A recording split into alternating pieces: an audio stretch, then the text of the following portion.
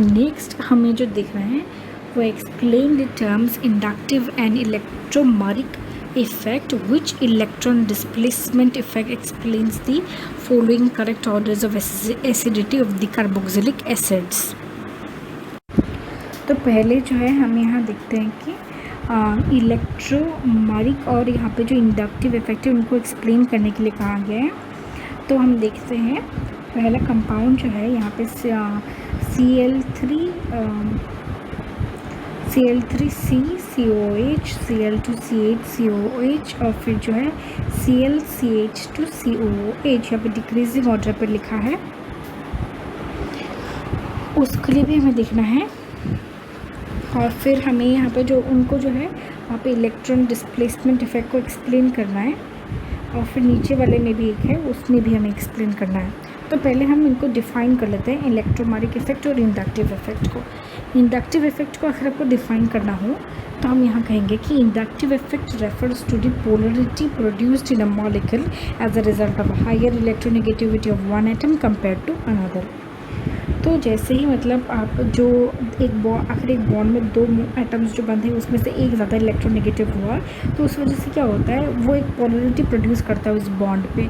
उस पोलरिटी को जो वो प्रोड्यूस होता है उसके जो उस पोलरिटी को प्रोड्यूस जो वो करता है इलेक्ट्रोनेगेटिव एटम की वजह से, तो उसके बारे में जब हम बात करें तब हम इंडक्टिव इफेक्ट के बारे में बात करते हैं। Atoms or groups which lose electron towards the carbon atom are said to have positive I effect and those atoms or groups which draw electron away from carbon atom are said to have minus I effect. जो carbon से कम electronegative होने की वजह से carbon को ही electron दे या फिर इलेक्ट्रॉन डेंसिटी जो है वो ट्रांसफ़र कर दे, तो उन्हें हम कहते हैं कि प्लासा इफेक्ट करते हैं वो लोग। और जो कार्बन से इलेक्ट्रॉन ले उन्हें हम कहते हैं कि वो माइनस आई इफेक्ट दिखाते हैं।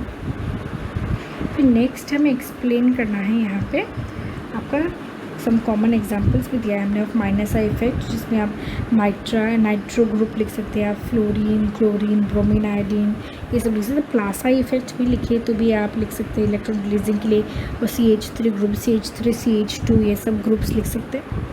फिर हमको इलेक्ट्रोमारिक इफेक्ट बताना है। The electromeric effect refers to the polarity produced in multiple bonded compound as it is approached by a reagent.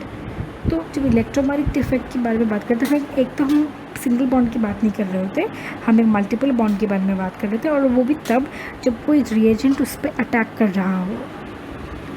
तो यहाँ आप देख लीजिए मैंने दिखाया है आपको कि A B से डबली बॉन्डेड है।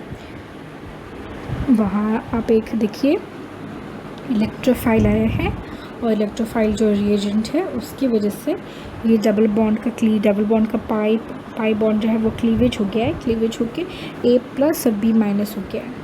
तो the A atom has lost its share in the electron pair and the B has gained its share. As a result, A acquires the positive charge and B acquires the negative charge. It is temporary effect and take place only in the presence of a reagent. तो ये reagent की वक्त ही इस तरह होता है, वरना तो वो बॉन्ड क्लीवेज ही नहीं होता इस बॉन्ड की। तो ये सिर्फ एक क्लीवेज जो है ये सिर्फ एक reagent के आने की वजह से हुई है, और यहाँ किसी एक का वो शेयर्ड इलेक्ट्रॉन पेयर गेन कर लेता है, कोई एक वो शेयर्ड पेयर ऑफ इलेक्ट्रॉन खो देता है। तो ये हो गया आपका इलेक्ट्रोमारिक इफेक्ट। फिर नेक्स्ट जो है I effect as shown below. यहाँ पे हमें दिखाना होगा कि आई इफेक्ट जो है वहाँ पे कहा गया था कि इलेक्ट्रॉन डिस्प्लेसमेंट इफेक्ट से एक्सप्लेन करना है कि हमें ये ऑर्डर कैसे मिल रहा है। तो पहले I effect as shown below के लिए हम कर रहे हैं, जैसे ही नंबर ऑफ हेलोजन जो है वो डिक्रीज़ होता जा रहा है आपका, द ओवरऑल आई इफेक्ट जो है वो भी डिक्रीज़ हो जाती है and acid strength decreases accordingly. तो जैसे आप यहाँ देख रहे हैं हमें पता है कि जैसे यहाँ पे 3 क्लोरीन है, यहाँ पे 2 क्लोरीन, यहाँ पे 1 क्लोरीन, जैसे ही नंबर ऑफ क्लोरीन जो है वो डिक्रीज़ होती जाती है, जो इलेक्ट्रो नेगेटिव इफेक्ट है, जिसका मतलब ये जो इलेक्ट्रॉन्स है ये सारे के सारे क्लोरीन अपनी ओर खींच रहा है। यहाँ पे 3 क्लोरीन खींच रहा है, यहाँ पे 2 क्लोरीन खींच रहा है, यहाँ पे सिर्फ 1 क्लोरीन खींच रहा है। जब भी ज़्यादा क्लोरीन यहाँ देखिए ये इलेक्ट्रॉन डेंसिटी यहाँ ट्रांसफ़र हो रही है, इस बॉन्ड की इलेक्ट्रॉन डेंसिटी यहाँ ट्रांसफर हो रही है, तो ये इलेक्ट्रॉन भी, तो इसीलिए जब 3 क्लोरीन है तब से ये जो OH बॉन्ड, ये जो आपका बॉन्ड है OH बॉन्ड, इसका क्लीवेज होना जो होगा वो आसान होगा। जिसका मतलब ये ज़्यादा एसिडिक होगा। जब ये 2 होंगे तब उसकी स्ट्रेंथ कम हो जाएगी माइनस आई, तो ये क्लीवेज थोड़ा सा मुश्किल हो जाएगा ये OH बॉन्ड का। फिर तीसरी जब एक ही होगा तब तो और कम हो जाएगा। इसीलिए जितना ज़्यादा आप क्लोरीन एटम थे तो उतनी ज़्यादा वो क्या होता है, उसकी जो माइनस आई इफेक्ट है वो ओवरऑल इंक्रीज़ हो जाती है, और तब जो उसका एसिडिक स्ट्रेंथ है वो भी इंक्रीज़ हो जाता है। पर क्लोरीन आयन घटते ही उसके ओवरऑल माइनस आई इफेक्ट घट जाती है एंड एसिडिक स्ट्रेंथ भी घट जाती है। नेक्स्ट जो है उसको एक्सप्लेन हम कर रहे हैं प्लासा इफेक्ट से। यहाँ as the number of alkyl group increases, the Plaza effect increases and the acid strength decreases accordingly.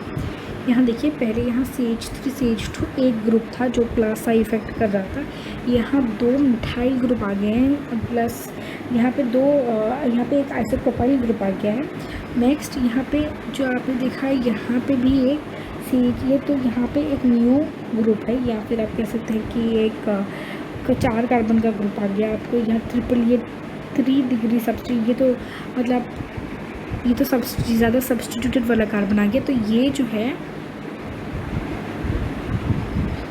ये तो आपका 4, ये तो आप कह सकते हैं कि आप 4 डिग्री कार्बन हो गया, ये 3 डिग्री कार्बन हो गया, ये आप कह सकते हैं कि ये कार्बन 2 डिग्री हो गया। तो इसलिए जो आप जब ये देखते हैं तब ये कह सकते हैं कि मतलब जितना ये एल्काइल ग्रुप बढ़ गया है, एल्काइल ग्रुप, उतना ही प्लासा इफेक्ट बढ़ती जाती है। ये इलेक्ट्रॉन डेंसिटी कार्बन की ओर, इलेक्ट्रॉन डेंसिटी जो है ये कार्बन की ओर देती जाती है। इससे ये OH बॉन्ड का जो क्लीवेज है वो घट जाता है क्योंकि इलेक्ट्रॉन डेंसिटी बढ़ जाती है।